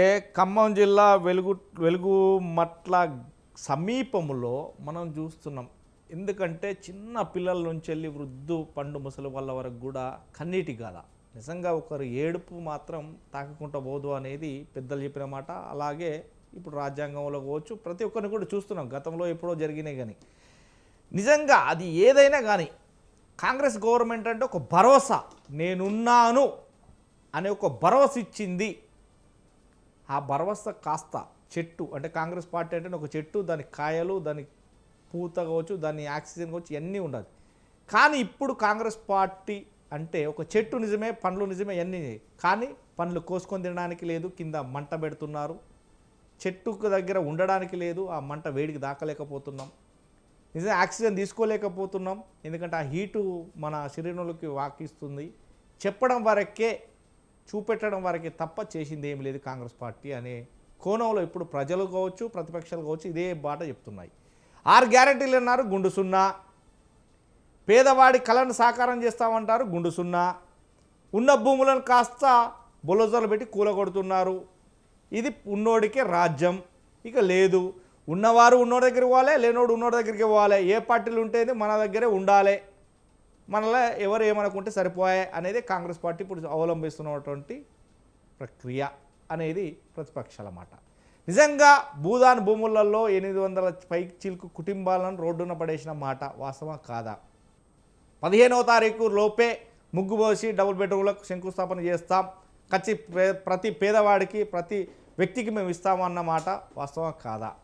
ఇలాంటి పేదవారిని గోసబుచ్చుకొని పేదవాడు వేస్తేనే ఓట్లు లేకుంటే ఎక్కడి నుండి గెలిచింది ఈ పార్టీ అనేది వస్తున్నమాట. ఎలా చూడవచ్చు నిజంగా రేవంత్ రెడ్డి పరిపాలన అంటే పేదవాళ్లకు ఇక్కడ అన్నం దొరికేమాట, కానీ అన్నం లోపలికి పోకముందే గుంజుకుంటున్నారు అనేది వారి ఆవేదన. ఎలా చూడొచ్చు నిజంగానే? ముందుగా స్వతంత్ర టీవీ ప్రేక్షకులకు, మీకు ప్యానల్ ఉన్న వారికి నమస్కారం. అది కాంగ్రెస్ పార్టీ చేసినా ఇంకా ఏ పార్టీ చేసినా నిజంగా కూడా ఆ జరిగిన సంఘటన ఒక వ్యక్తిగా అది బాధాకరణమే. రెండోది, నేను ఇంకొకటి జార్జ్ రెడ్డి గారితో ఏకీభవిస్తాను. ఒకటి, ఈ మంత్రులు ఎవరైతే ప్రస్తుతానికి అక్కడ ఈ చర్యలో పాల్గొన్నారో వాళ్ళ పరిస్థితి ఆలోచిస్తే వాళ్ళు ప్రభుత్వం ఏ పార్టీ అధికారంలో ఉంటుందో ఆ పార్టీలకు జంపు కావడము బాధ ఇది. కానీ కాంగ్రెస్ పార్టీ నినాదం ఒకటి, రోటీ కపడా ఔర్ మకాన్. ఖచ్చితంగా మీరు అన్నట్టు రాజమౌళి గారు పేద ప్రజలని ఆదుకున్నది జనరల్ గా ఇందిరాగాంధీ గారు కానీ లేకపోతే మిగతా ముఖ్యమంత్రులు ఎవరున్నా. ఈరోజు కాంగ్రెస్ పార్టీ అధికారంలోకి వచ్చిన తర్వాత కూడా కాంగ్రెస్ పార్టీ ఏదైతే ప్రజలకు ఇచ్చిన హామీలను ఖచ్చితంగా పూర్తి చేస్తామని చెప్పడం జరిగింది. ఆల్మోస్ట్ ఆల్ చేయడం జరిగింది. ఒక తులం బంగారము లేదా 2,500 రూపాయలు ఎవరికైతే ఇస్తామన్నామో అది 2,500 రూపాయలు మటుకు ఇమీడియట్ గా బహుశా నేను ఇస్తారు అనేది నేను గత వేరే డిబేట్లలో కూడా చెప్పడం జరిగింది. ఖచ్చితంగా ముఖ్యమంత్రి గారు అనౌన్స్ చేయడం, ఒక తులం బంగారం మటుకు బహుశా అది గతంలో టిఆర్ఎస్ బిఆర్ఎస్ ఏదైతే అధికారంలో ఉన్నప్పుడు దళితుడిని ముఖ్యమంత్రి చేస్తానని ఎట్లయితే తప్పించుకున్నారో ఆ రకంగా ఇది కావచ్చు. ఎందుకంటే 30,000 రూపాయల తులం ఉన్న బంగారం మేము మేనిఫెస్టోలో పెట్టినప్పుడు తులం బంగారం అని చెప్పినప్పుడు 30,000 రూపాయల తులం ఉండే. కానీ ఇప్పుడు ప్రస్తుతానికి వచ్చే వరకు అది దగ్గర 1,80,000 2 లక్షల రూపాయల వరకు తులం అయిపోయింది. కాబట్టి బహుశా అది బహుశా అది పెండింగ్ అవ్వచ్చు, లేకపోతే అది కేసీఆర్ గారు దళితుడిని ముఖ్యమంత్రి చేస్తున్నా అన్న రకంగానే ఇది జరగవచ్చు. కానీ ఈ మిగతా విషయాలలో మటుకు ఖచ్చితంగా కాంగ్రెస్ పార్టీ ఏదైతే ప్రజలకి పేద ప్రజలకు ఏదైతే హామీ ఇచ్చిందో అది ఖచ్చితంగా పూర్తి చేస్తున్నారు. Hello, continue. లేదు మధ్యాహ్నం మన వాళ్ళు ఎవరో డిస్టర్బ్ చేస్తున్నారు, అదే వాళ్ళు జర మైక్ బంద్ చేసుకోమని చెప్పండి. రైట్. అయితే ఈ రకంగా ఆలోచిస్తే అది ఏదైతే ఇప్పుడు పొంగులేటి శ్రీనివాసరెడ్డి గారు అనౌన్స్ చేసినట్టు ఇప్పుడు అది ఆల్రెడీ కూలిపోయింది. కాబట్టి ఇంకా దాని గురించి మనం ఎన్ని అన్నా లాభం లేదు. కానీ ఇప్పుడు ఎవరైతే 800 కుటుంబాలకు ఏదైతే జరిగిందో అందులో నిజంగా కూడా అందరు కట్టుకునేదే. కాబట్టి వాళ్ళకి ఖచ్చితంగా ఏదైతే ఇంద్రమ్మ ఇల్లు ఇస్తామంటున్నారు, జాగా ఇస్తామంటున్నారు, అది ఖచ్చితంగా 15వ తారీఖు అంటున్నారు. కాబట్టి ఆల్మోస్ట్ ఆల్ టుడే ఇస్ 10. అది నిజంగా కూడా చేస్తే కూడా ఈరోజు ప్రజలలో కూడా ఒక మంచి ఇది ఉంటుంది, కాంగ్రెస్ పార్టీ మీద నమ్మకంగానే ఉంటుంది. అది ఖచ్చితంగా ప్రభుత్వంలో ఉన్నవారు మంత్రులు ఇచ్చిన మాట నిలబెట్టుకొని చేయాలని చెప్పి నేను కూడా కోరుకుంటున్నాను. ఎందుకంటే ప్రజలు ఇల్లు ఏదైతే రోటీ కపడా ఔర్ మకాన్ ఏదైతే కాంగ్రెస్ పార్టీ నినాదమో ఇల్లు అనే దానికి ఇప్పుడు ఇంతకుముందు బీజేపీ నాయకురాలు గారు చెప్పినట్టు ఇల్లు అనేది ఒక పేద మధ్యత తరగతిలో ఉన్న వాళ్ళకందరూ కూడా అదొక కళ. వాళ్ళ ఎదురున్న వాళ్ళ ఇల్లు కూలుతుందంటే కూడా ఎవరైనా నిజంగా కూడా బాధపడతారు. అటువంటి సంఘటనలలో మేము కూడా అపోజిషన్ పార్టీలు ఉన్నప్పుడు కూడా మేము ఎన్నో చూడడం జరిగింది. ఇప్పుడు ఇంతకుముందు రాజిరెడ్డి గారు చెప్పినట్టు ఈ బీఆర్ఎస్ వచ్చిన తర్వాత టీఆర్ఎస్ బీఆర్ఎస్ వచ్చిన తర్వాతనే ఇటువంటి అనర్థాలు ఎక్కువ జరిగినాయి. దాని తర్వాత చెరువులు కుంటలు అని చెప్పి కూడా వాళ్ళు మింగేసినవి ఉన్నాయి. తర్వాత ఏదైతే మల్లన్న సాగర్ కానీ లేకపోతే మొత్తానికి మిగతా దగ్గర అంతా ఇప్పుడు హరీష్ రావు కానీ కేటీఆర్ కానీ ఇటు కేసీఆర్ కానీ మొత్తానికి ఇప్పుడు ఈరోజు కవిత కూడా ఓవరాల్ గా చెప్పడం జరుగుతుంది. ఆమె పార్టీలు ఉన్నప్పుడు ఎప్పుడు చెప్పలేదు, ఇప్పుడు సస్పెండ్ అయిపోయిన తర్వాత ఇప్పుడు ఖచ్చితంగా ఆమె ధర్నా చేయడం కానీ లేకపోతే ప్రజల తరఫున ఉంటా అనడం కానీ అది ఎంత మటుకు కరెక్ట్. ఒక రకంగా ఏంటంటే పేద ప్రజలకు నిజంగా కూడా అక్కడ అన్యాయం జరిగింది అనేది మటుకు జరిగింది. కాబట్టి ఎట్టి పరిస్థితుల్లో ఏదైతే ఇంద్రమ్మ ఇండ్లు ఇస్తామని చెప్పి ప్రభుత్వం మంత్రులు హామీ ఇస్తున్నారు కాబట్టి అది ఖచ్చితంగా ఇవ్వాలని చెప్పి నేను కోరుకుంటున్నాను. రైట్. నిజంగానే ఒక జిల్లాకి 3 ప్రధానంగా మంత్రులు ఉన్నప్పటికీ కూడా మంత్రులు చేయలేదు అంటే వారి శాఖలకు కావచ్చు, లేదు అంటే వారి నియోజకవర్గాలకు కావచ్చు, నిజంగా 3 మంత్రులు వాళ్ళ జిల్లాకి ఆ జిల్లా ప్రజలకు అన్యాయం జరిగితే మంత్రుల మీద అపనింద వస్తుందని తెలియలేదంటారా? నిజంగా ముగ్గురు సీనియర్ వ్యక్తులే. ఈ సీనియర్ వ్యక్తులు వీళ్ళ సీనియారిటీ ఎక్కడ ఉందనుకోవచ్చు, ఎలా చూడొచ్చు? నిజంగా ఏ పార్టీలో ఉన్నా కానీ చక్రం తిప్పినటువంటి మహానుభావులే. అయినప్పటికీ కూడా ఒక బట్టి విక్రమార్క మాత్రం కాంగ్రెస్ పార్టీలోనే కొనసాగుతున్నారు. ఇక మిగతా ఇద్దరు కూడా ఆ పార్టీల నుంచి వెళ్ళి మారిన వ్యక్తులే. సో అఫ్కోర్స్ ఏ పార్టీలకు పోయినా పర్లేదు, కానీ పేద ప్రజలకు ఇలాంటి అన్యాయాలు జరుగుతూ ఉంటే ఏ వ్యక్తి అయినా తల్లడిల్లుతారు. నిజంగా వీళ్లకు కొంచెమనే కనికరం లేదంటారా? నేను ఏమంటున్నా రాజమౌళి గారు, ఇప్పుడు ప్రస్తుతానికి ఎవరైతే, నేను ఆల్మోస్ట్ ఆల్ 83 నుంచి పార్టీలో ఉన్నాను ఇప్పటి వరకు కూడా. నాకు కూడా ఇటు బీజేపీ కానీ ఇటు బీఆర్ఎస్ కానీ కేసీఆర్ స్వయాన కూడా నన్ను పిలవడం జరిగింది పార్టీలకు రమ్మని చెప్పి. కానీ కట్టర్ కాంగ్రెస్ అనే రకంగా నేను ఇంకా కూడా కాంగ్రెస్ పార్టీలోనే ఉన్నా. ఆల్మోస్ట్ ఆల్ ఒక 43 years నేను పార్టీలో పనిచేస్తున్నా. కానీ ఇటువంటి రాజకీయం నేను ఈ మధ్యన నేను చూడడం జరుగుతుంది. కాంగ్రెస్ పార్టీ ఎప్పుడు కూడా ప్రజలకు, పేద ప్రజలకు సహకారం ఇచ్చిన రోజులు ఎన్నో ఉన్నాయి. వారు కాంగ్రెస్ పార్టీ ఇచ్చిన విధానాలు కానీ లేకపోతే ఏవైతే స్కీమ్లు ఉన్నాయో అవి ప్రజలకు ఈ రోజు కూడా అవి ఒక పద్ధతి ప్రకారంగానే ప్రజలకు ఆసరగా ఉన్నాయి.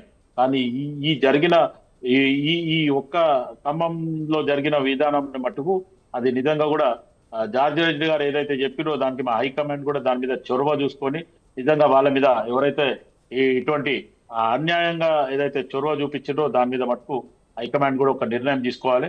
దాని మీద ఏం యాక్షన్ తీసుకుంటారు అనేది హైకమాండ్ చూసుకుంటది. ఎందుకంటే ఎప్పటికప్పుడు రిపోర్ట్లు పోతున్నాయి, మీడియాలో ఏం జరిగింది ఉంది. ఆల్మోస్ట్ ఆల్ ప్రతి డిబేట్ లో చర్చలు జరుగుతున్నప్పుడు ఆపోజిషన్ వాళ్ళు ఏం మాట్లాడుతున్నారు, మా పార్టీ వాళ్ళు ఏం మాట్లాడుతున్నారు అనేది కూడా చూడడం జరుగుతుంది. కాబట్టి ఎట్టి పరిస్థితుల ప్రజలకు ఇచ్చిన, ఇప్పుడు జరిగింది నష్టం అయితే అలా జరిగిపోయింది. వాళ్ళకి ఏదైతే బెనిఫిట్ చేస్తా అన్నది మటుకు ఆ బెనిఫిట్ ఖచ్చితంగా ఇచ్చిన మాట నిలబడి ఖచ్చితంగా. నేను అడిగేది ఏంటంటే వాళ్ళ బెనిఫిట్ పక్కకు పెడదాము, వాళ్ళు ఇస్తారా ఇయరా? ఇప్పుడు వాళ్ళు 20 లక్షలు పెట్టుకొని ఇల్లు కట్టుకున్నారు, వాళ్ళు నాశనం అయిపోయినారు. వీళ్ళు ఇచ్చే 5 లక్షలు ఇందిరమ్మ ఇల్లుతో అయ్యేది కాదు. ఇప్పుడు వాళ్ళ కళలన్నీ కూల్చిపోయినాయి. ఇవాళ మనం ఈ 3 మంత్రుల ఇల్లులు గులగొట్టమని చెప్పండి. తెలంగాణలో ఉన్న 4 కోట్ల ప్రజలతోటి ఒక్కొక్కరితోటి 10 రూపాయలు ఇప్పిద్దాము, వాళ్ళని కట్టుకోమని చెప్పండి. ఇంట్లో వాళ్ళ 3 మంత్రులే ఫస్ట్ కూలగొట్టమని చెప్పండి. ఐఏఎస్ ఆఫీసర్ అక్కడ ఉన్నాడు కదా, వాళ్ళు న్యాయంగా కట్టినరా, వాళ్ళ కొలతల ప్రకారంగా కట్టిరా, అవన్నీ చేయండి. ప్రతి వాళ్ళతో నేను అడుక్కొస్తా, అందరి దగ్గర డబ్బా పట్టుకొని అడుక్కొచ్చేసి తలా 10 రూపాయలు తెలంగాణ ప్రజలతోటి వాళ్ళ గూగుల్ పే స్కానర్ పెడితే వాళ్ళకి కొట్టిపిద్దాం. ఆ 3 మంత్రులకి ఈ పేద ప్రజలు కనపడలేదా వాళ్ళకి? రాహుల్ గాంధీకి ఇది మొత్తం ఇవాళ ఉన్న కాంగ్రెస్ బీజేపీలే కాదు, మొత్తం కాంగ్రెస్ అనగదొక్కబడుతున్నది. ఇప్పుడు పేద ప్రజలు కాంగ్రెస్ అంటే ఇందిరమ్మ రాజ్యం అంటే ఏం చెప్పుకున్నాం? ఇందిరమ్మ రాజ్యం చేస్తా అని చెప్పేసి మనం బీఆర్ఎస్ని ఓడగొట్టుకొని వచ్చినప్పుడు ఇవాళ ఏం జరుగుతున్నది? ఇందిరమ్మ రాజ్యం అంటే ఇదేనా? పేద ఇల్లు కూడా కొట్టడమేనా అనే పేరైతే వస్తుందా లేదా? ఎస్, మొత్తం మీద ఏదైనా కానీ కాంగ్రెస్ పార్టీ అంటేనే బడుగు బలహీన వర్గాలకు ఆశాజ్యోతి అనేది ఒకప్పటి పేరు అనేదే నానుడి మాట. ఈ నేపథ్యంలోనే ఇప్పుడు భూముల కోసమే కాంగ్రెస్ పార్టీ అనేది ఇప్పుడున్నటువంటి ప్రజలు చెప్తున్నారన్నమాట. నిజంగానే పేద ప్రజలకు ఆదుకోవాల్సింది పోయి అన్యాయం చేస్తుంది కాంగ్రెస్ పార్టీ అంటున్నారు. నిజంగా బడుగు బలహీన వర్గాలు వేసిన ఓటుతోటే, ఓట్ బ్యాంక్ తోటే కాంగ్రెస్ పార్టీ నిలిచింది, కాంగ్రెస్ ప్రభుత్వం వచ్చింది తెలంగాణలో. ఈ నేపథ్యంలోనే ప్రజల వద్దకు పాలన అంటూ ముఖ్యమంత్రి మంత్రులు వెళ్తున్న నేపథ్యంలో ప్రజల వద్దకు పాలన ఉంటే ఓకేనా, కానీ ప్రజలకు జరిగిన అన్యాయాన్ని ఎత్తి చూపడం తప్ప. నిజంగా ప్రజలకు ఏం సేవ చేస్తున్నారు అనేది చట్టబద్ధంగా చూపెట్టాలి. ప్రజలకు మన్నలను ఎప్పుడు పొందుతూ ప్రజా శ్రేయస్ కోసం పనిచేసే పార్టీలు ఐక్యతగా ఉండాలి. నిజంగానే ప్రజల వద్దకు ముందు వెళ్తున్నటువంటి పార్టీలు చిరకాలం నిల్చుంటాయనేది మాత్రం ప్రజలు నమ్ముతున్నారు అనమాట. కానీ నమ్మకాన్ని ఒమ్ము చేస్తున్నటువంటి వ్యక్తులు ఎవరైనా కానీ శిక్షకు అర్హులే అవుతారో అనేది సత్వ న్యూస్ ద్వారా తెలుపుతున్నమాట. ఈ నేపథ్యంలో పేద ప్రజలు ఎక్కడున్నా కానీ సంతోషంగా ఉంటేనే ఆ పార్టీలైనా ఆ నాయకులైనా చిరకాలం సంతోషంతో ఉంటారనేది మాత్రం వారు చెప్తున్నటువంటి నేపథ్యం. ఇక పేద ప్రజలను ఆదుకునే వారెవరు, వారికి నిజంగానే డబుల్ బెడ్రూమ్లు ఇచ్చి వారి కళ సాకారం చేస్తారా, వారి కన్నీటిని తుడుస్తారా అనేది చూడాల్సిన సంగతి. ఇదే ఇవాటి బిగ్ టాక్. చూస్తూనే ఉండండి. మరో బిగ్ టాక్ మళ్ళీ కలుద్దాం. మనతో జాయిన్ అయిన వారికి thank you very much. Thank you.